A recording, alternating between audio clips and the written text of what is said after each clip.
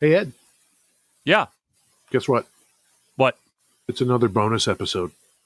Bonus episode number 6. Can you, 006. can you, 006, yes. Yeah.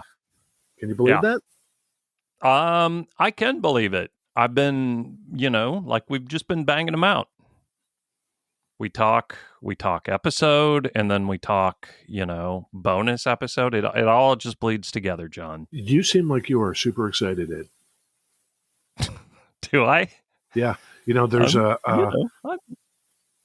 there's Ed and I are on video, so we can see each other while we have this lovely chat. Ed seems super stoked and just on top of the world.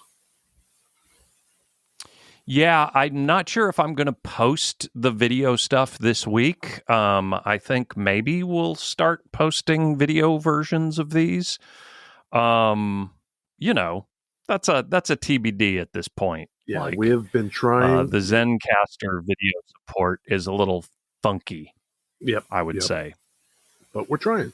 We're getting closer and closer, inching. Oh my God.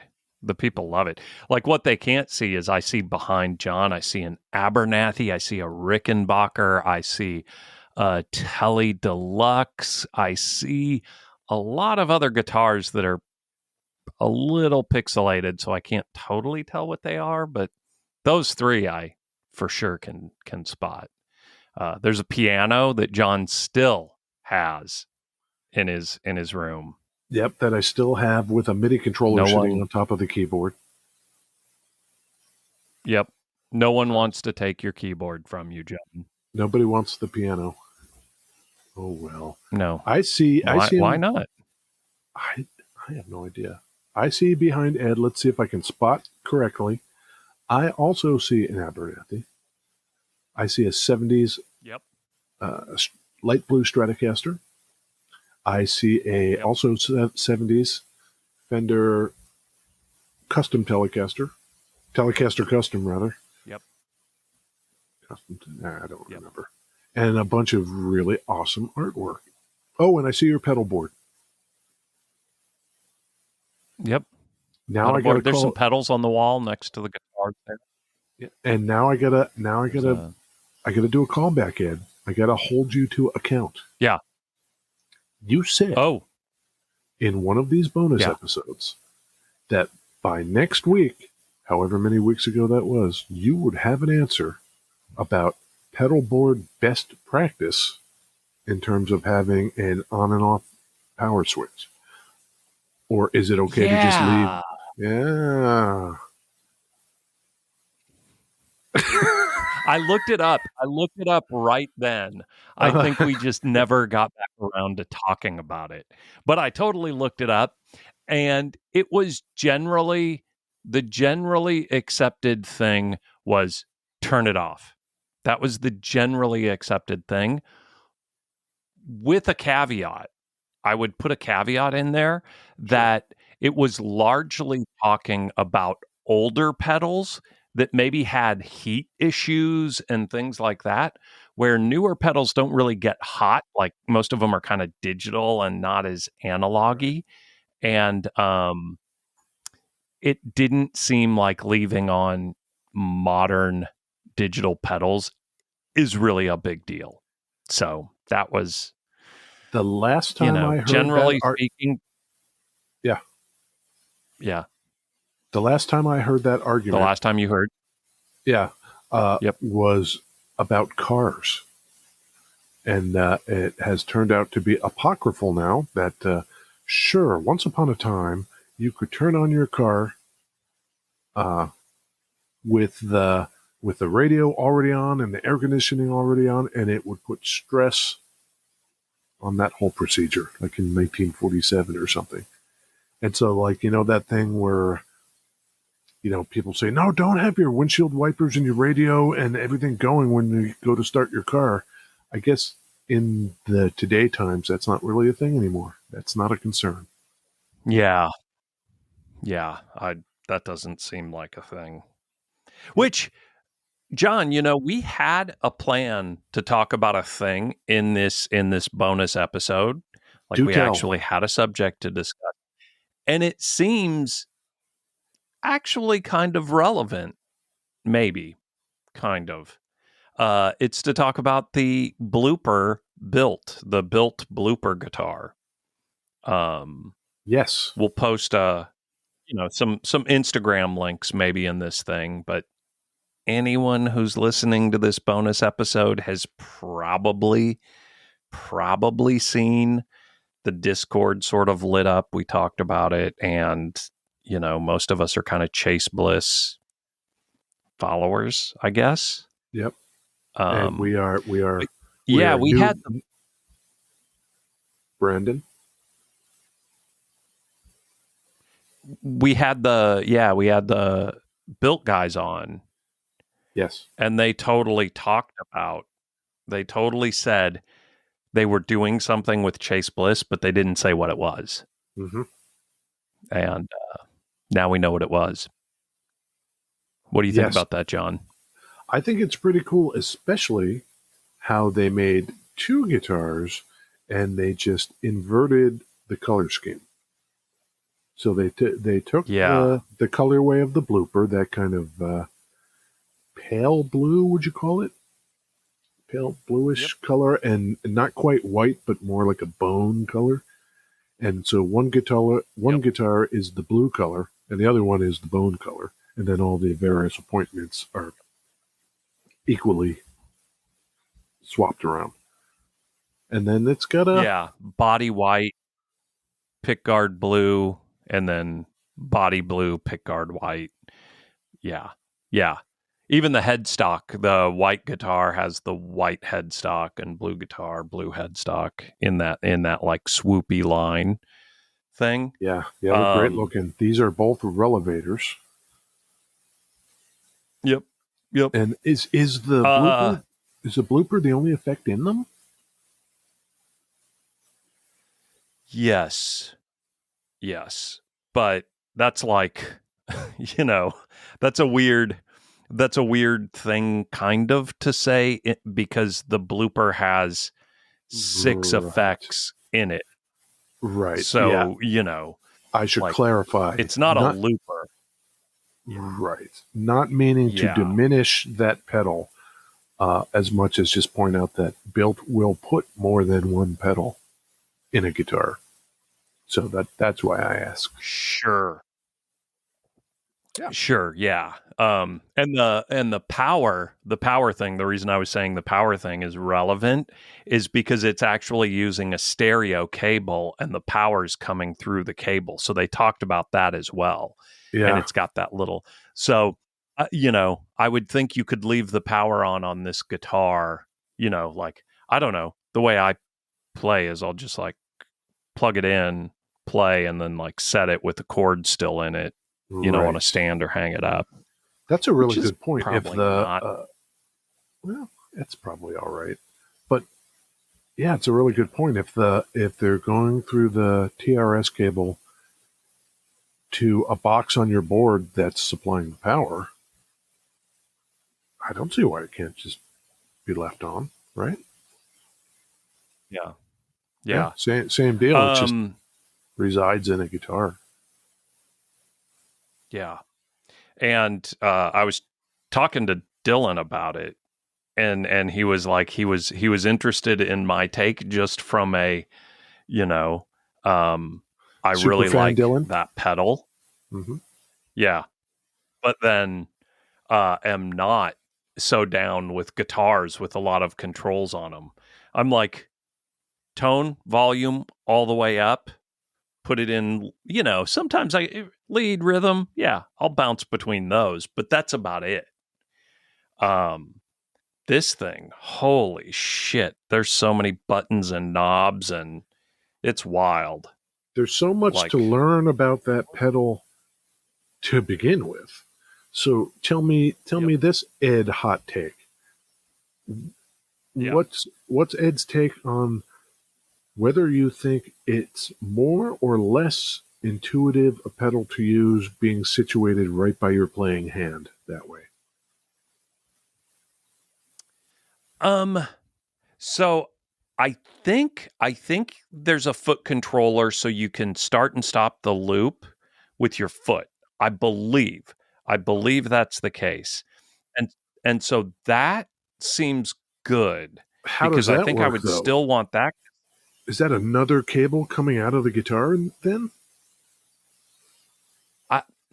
I could be wrong. I kind of thought it was through the same thing that the power is, but maybe not. Like I've seen demos of the guy playing it, but I couldn't tell how he was setting the loop. Ah, Um, so the thing with that pedal is there is a lot to, like, the way I kind of play is you play the pedal and not really the guitar. yeah, yeah. And this is definitely one of those things where, so, it makes a lot of sense to not be knelt down in front of your pedal board, play a little thing, and then tweak the knobs down low. But do you think you would get different That makes things than sense. you might otherwise? I just think like the ergonomics of the pedal, like you kind of twist knobs and stuff on the pedal to get different tones. And I think that's a thing where, like, if I were recording or whatever, I would want to be playing with those knobs on the pedal, Right. right? So having them readily accessible on the guitar next to your hand kind of makes sense. I just think it's one of those. This is totally the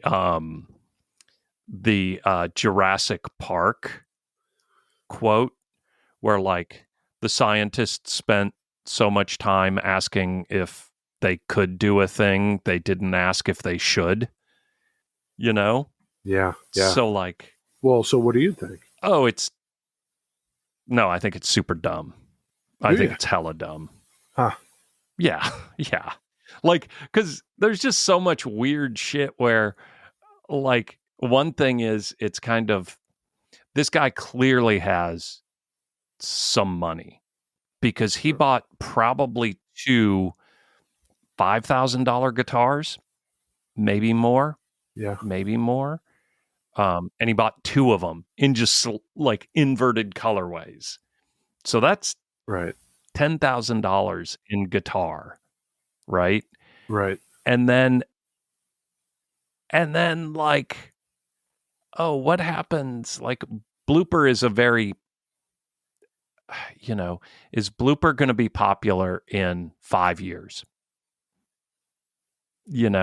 And so then you've got this guitar with all these fucking weird controls in it, and it's just sort of like trendy. I don't know, man, because I think I have a different take on that. There are times when I break out some pedal that I've had for ages, and maybe I was digging it because it was cool back then, or maybe some band used it back then, but all that has fallen by the wayside, and now it's just some old pedal I have in the drawer, and I take it out and just rediscover it and play completely different stuff than I would have played when I bought it. So I wonder in 5 years, maybe somebody else picks up that blooper guitar and is like, holy shit, and is playing stuff that we can't even imagine right now in this kind of like ambient soundscape we're living in. Maybe the person of the future discovers a whole new deal with it. You know, like those old Vox guitars that have the fuzz and all that built in? They wouldn't. The Yeah, guys like, in 1967 aren't going to, there's no way they would have thought of the kind of shit you and I would do with that guitar today. right, which is nothing. For me, nothing. Like, do I want one of those guitars? No. Do I No, I want don't want. any guitar with effects built in? No. Well, yeah, I guess that's what we're a little different there. Depending on what it is, I don't see a downside to it. But I'm also the same as you the in other, terms. Go ahead. oh, I was just going to say the other really weird thing is I generally have my blooper post 3 or 4 to 8 other effects. So there's stuff that lives in front of it. Like you're locked to this thing it's next to the pickup. So like it is first in the chain, always and forever. Right? Like that's weird. That's totally not where I would want a blooper. I would never want a blooper first in the chain. Nope. So, and I guess that can't be overridden with a different kind of like an insert cable, right? I saw a thing. That there's an effects loop in it. But then, I've seen 2 or 3 things about this guitar where people are like, someone said the dip switches, there's a whole panel of dip switches. Someone said they're under the, someone said they're either under the pick guard or under the control plate in the back. I haven't actually seen that. But, that's a whole lot of work. Now you've got to like take a plate off the back. Yeah, so change it seems a modifier. Yeah, right up front, it seems like a big investment to get it dialed to what you want to do with it. So maybe it's important to think,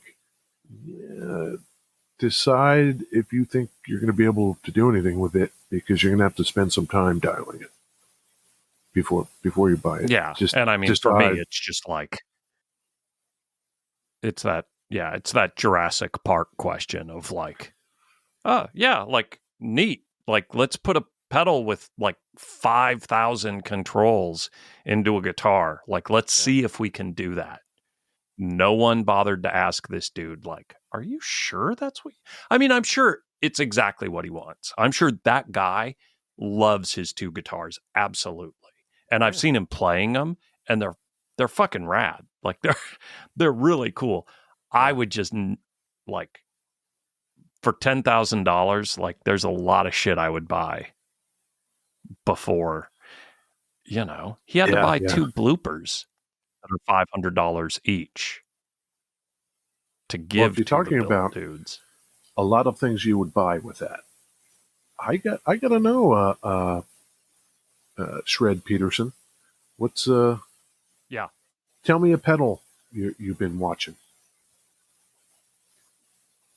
I ordered a Chase Bliss Therme.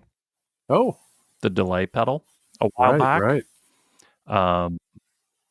Just cause it, has been on my radar, and one popped up on Reverb. Like they're always sold out, and one popped up new on Reverb. The guy got like a Chase Bliss drop, and so, nice. But that's just because I wanted it.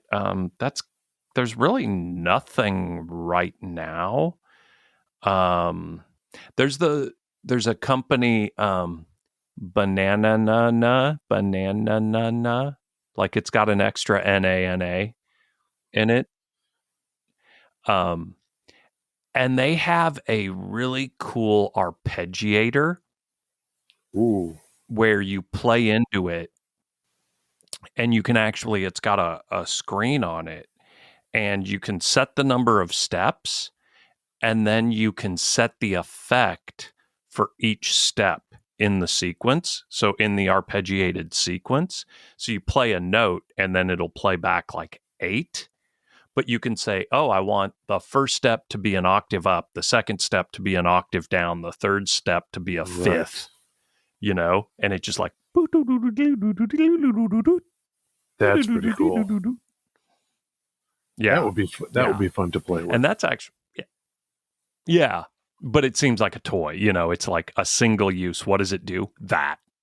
And where is that company? Which, I think they might be one of those, they're overseas. I'm pretty sure. Let's look up. Is it BANANANANA? Like banana. It's like Mississippi with too many S's. Exactly. Exactly. Hey, Did you get your board? Did you ever get your board squared away in terms of MIDI and power supplies and all of that kind of stuff that you were trying to figure out? They're from Japan. Japan. They're from Japan. You mean for the trip? For my trip?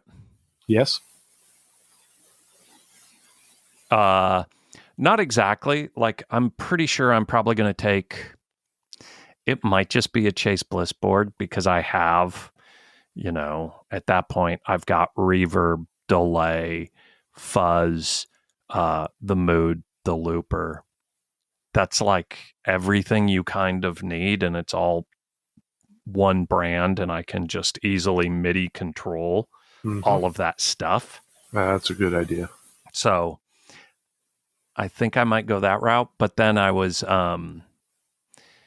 this weekend, I was learning U2 songs, and the dotted eights in the Strymon, the Volante, it's like so easy to dial in a tempo, and a dotted eighth in that Strymon, that delay is really good. It's kind of good. Do you have? You've got one of those? I do. I love it. Do you have a Strymon Ojai? No, I've just got Strymon stuff. I've only got the Volante and the Night Sky. Yeah, the Ojai is just... And you've got the Volante and the... Iridium, yeah. The Ojai is a little power supply guy. Oh, right. Right. No, I have the bigger one. I have the Zuma. Yeah. Yeah, and it's really good. Is the Ojai standalone? I guess it is. I guess I haven't really. They're standalone and channelable, I guess. Yeah, like I kind of thought. I think there's a Strymon that's like. Is it crazy? I kind of thought there was one that was just chainable, but maybe not. Maybe that's crazy. Maybe I'm being dumb. I don't know about that either. Yep. I'm probably being dumb. What do you think about that blooper guitar? You going to spend $5,000 on a blooper? No.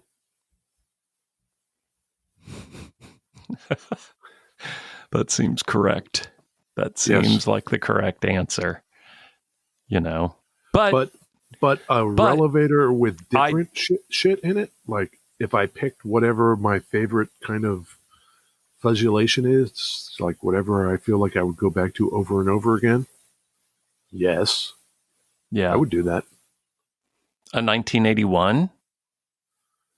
That's a pretty standard thing. I mean, I don't know. I could break out all my fuzzes and just like think about what I like. Right now, I'm hot on that Sputnik. Yeah. Man, the Sputnik with that jeweled light in it and stuff. Like if you could do all that, like make an actual like kind of 50s-y like that paint scheme kind of thing with that jeweled light. Yeah, make that part of the requirement. That would be rad. Like, yeah, hey, put this in, but it's got to have that light in it. Yeah, absolutely. Absolutely. Yeah, I wouldn't even. Yeah, you wouldn't want it without that light. Nope. Come on. No, I would not. I think I'm just on board with. I just don't want effects in a guitar. I just do not want it. It's just one more thing to die. It's one more thing to down the road. Dude plugs in his guitar and he fries the chip in that blooper. In 10 years, well, get fucked. Maybe. Like, no. Yeah. I go back and forth. Yeah. I think I could probably be comfortable with both, like a guitar with a bunch of effects, but also a guitar with one pickup and one knob would probably be fine. Oh, yeah. Yeah. I mean, I think the guitar that I feel this way about is that Roland MIDI controller guitar, where it's totally like, it's a regular 6-string guitar. Yeah. You know the one I'm talking about? Yes. Are you talking about the funky shape Where it's one? got that like, the super angular with the bar that goes up over the top, the like weird suitcase carrying bar. I think the body shape of that guitar is rad. Like, I would like that guitar and then be in a Flock of Seagulls cover band with that guitar. And I would never use the MIDI shit. Never. But I just think that guitar is cool looking. So that would be so funny. It's like to have that and not use any of the MIDI. It's like, yeah, okay. Yeah, like, like that guy's guitar is pretty cool looking with all those knobs and switches. And you could just plug a regular guitar cable into it and just not use the blooper shit, and then you've just got, then I guess you could do cool stuff like turn the knobs when you're playing and they just wouldn't do anything. That's fun. Yeah. Yeah. That's awesome. Yeah. All right, John. I don't want to talk about this blooper thing anymore. Yeah, well, I guess that's how we feel, viewers, about putting effects into a guitar. Don't do it, kids. That's how Ed feels. But, that's how Ed John, feels. Mileage may vary, and I totally am not going to shame this dude for putting the coolest pedal in a very cool guitar. No, I mean, the kind of, at the very least, the experimentation involved in wanting to do that, I applaud. Sure, man. Go for it. Yeah. Sure. Scientists. Yep. Pepper's freaking out upstairs, and so I've got to go see what's going on with my dog. Okay, then. So until next week, John. Yeah. We'll try and get this video shit sorted out. What do you say? I say that's great, Ed, and we'll see you for next week's bonus episode. Okay, bye, John. Okay, bye.